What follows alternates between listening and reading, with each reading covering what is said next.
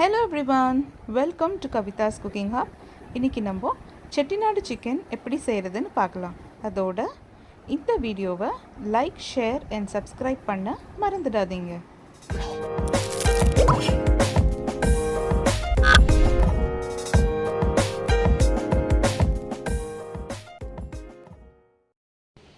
நான் இன்னைக்கு நாட்டுக்கோழி எடுத்திருக்கேன்.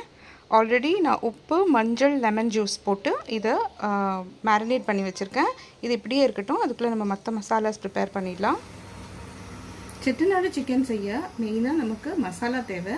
அந்த மசாலாவுக்கு என்னென்ன ஐட்டம்ஸ் தேவைன்னு பார்த்துடலாம். 1 ஸ்பூன் ஜீரகம், 1 நட்சத்திர சோம்பு, 2 டீஸ்பூன் மல்லி இலை, 4 கிராம்பு, 1 டீஸ்பூன் சோம்பு, 1 ஜாதி பத்திரி, ஒரு சின்ன பூ, 1 டீஸ்பூன் மிளகு, 3 ஏலக்காய், ஒரு சின்ன சுருள் பட்டை, அதோட 4 வத்த மிளகாய், அப்புறம் கருவேப்பிலை நம்ம எவ்வளோக்கு எவ்வளோ போடுறோமோ அதுதான் அந்த டிஷ்ஷுக்கு ஒரு ஸ்பெஷல் ஃப்ளேவரை கொடுக்கும். நான் இப்போ எடுத்திருக்க அளவு எல்லாமே ஒரு 1/2 kg சிக்கனுக்கு அளவு எடுத்திருக்கேன். இந்த மசாலாவை நல்லா செவக்க வறுத்ததுக்கப்புறம் இதோட கூட 1 கப் திருகுன தேங்காய், ஃப்ரெஷ் கோகோனட்டாக இருந்தாக்கா ரொம்ப பெட்டர். நான் இன்னைக்கு டெசிகேட்டட் கோகோனட் எடுத்திருக்கேன். இதையும் நம்ம நல்லா செவக்க வதக்கி மிக்சியில் அரைச்சி எடுத்துக்கணும். செட்டிநாடு சிக்கன் தாளிக்க தேவையான பொருள் என்னன்னு பார்த்துடலாம்.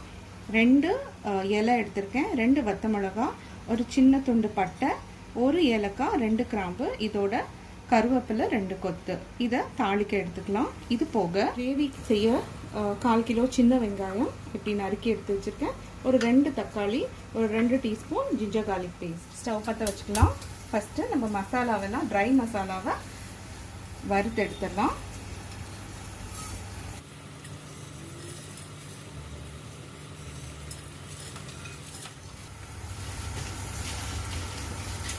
நல்லா செவக்கட்டும்.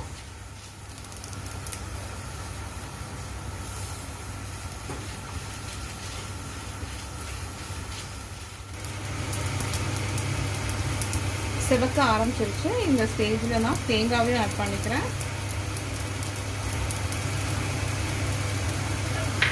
செட்டிநாடு சிக்கனோட ஸ்பெஷாலிட்டி, அதுக்கு அந்த ஃப்ளேவர் கொடுக்கறதே மெயினாக எவ்வளோக்கு எவ்வளோ கருவேப்பிலை ஆட் பண்ணுறோமோ அது ஒரு மெயின் இன்க்ரீடியண்ட். இன்னொன்று இந்த மசாலா.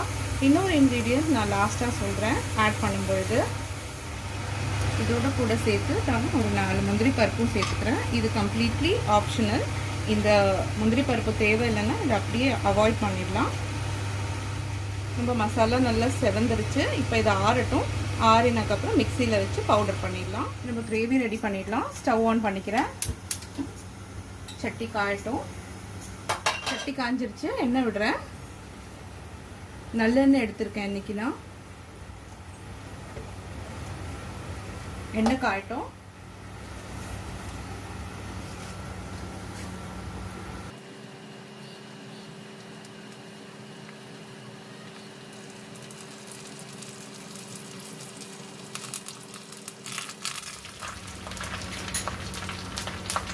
வெங்காயம் சேர்க்கிறேன்.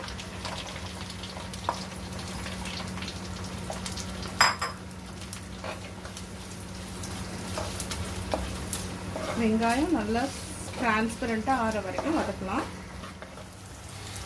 வெங்காயம் லேசாக செதக்க ஆரம்பிச்சிருச்சு. இப்போ நம்ம ஜிஞ்சர் கார்லிக் பேஸ்ட் ஆட் பண்ணலாம்.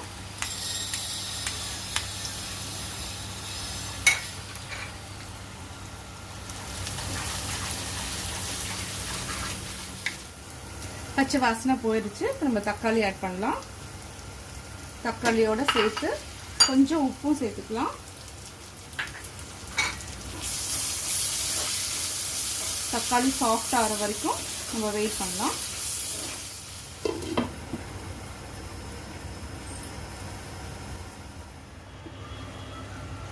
தக்காளி நல்லா மசிஞ்சிருச்சு.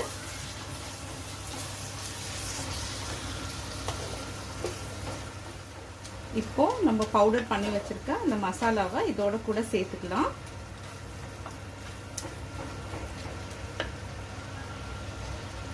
வறுத்து பவுடர் பண்ணி வச்சிருக்க அந்த செட்டிநாடு மசாலாவை இப்போ நான் சேர்க்குறேன்.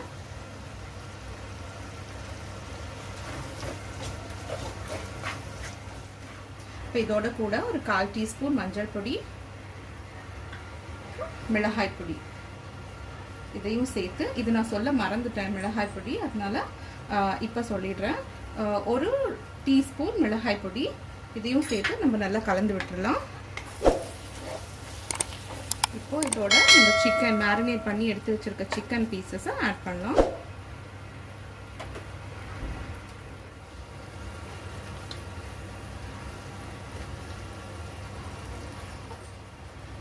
இதோட தேவையான அளவு உப்பையும் சேர்த்துடலாம்.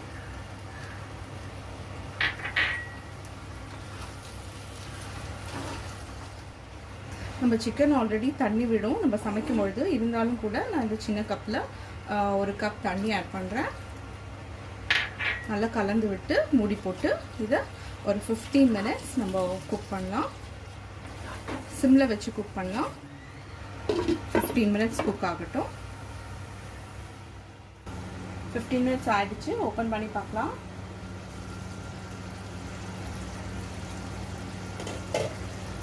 நம்மளோட செட்டிநாடு சிக்கன் கிரேவி அழகாக ரெடி ஆகிடுச்சு. இன்னும் ஒரு 2 நிமிஷம் அடுப்பில் இருக்கட்டும். ஸோ தட் இந்த கிரேவி கொஞ்சம் திக்காகும். ஒரு 2 நிமிஷம் அடுப்பில் இருக்கட்டும். அதுக்குள்ளே நம்ம கொஞ்சம் கருவேப்பிலையும்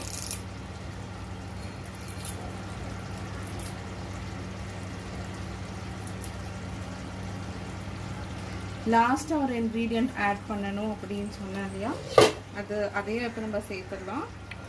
அது வந்து தேங்காய் எண்ணெய். நல்லா ஒரு பெரிய குழிக்கரண்டி அளவுக்கு தேங்காய் எண்ணெயை நம்ம ஆட் பண்ணாக்கா நிஜமாகவே இந்த ரெஸ்டாரண்ட்டில் இருக்க மாதிரி நல்லா கமன்னு நம்மளுடைய செட்டிநாடு சிக்கன் வாசனையாக இருக்கும். இது இந்த தேங்காய் எண்ணெயை விட்டு அந்த கருவேப்பிலையை போட்ட உடனே அவ்வளோ வாசனையாக இருக்குது. ஒரு 2 நிமிஷம் இருக்கட்டும்.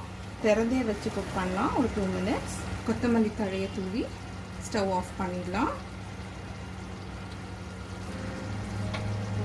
இப்போ இதை நம்ம எப்படி ப்ரெசென்ட் பண்ணுறதுன்னு பார்க்கலாம்.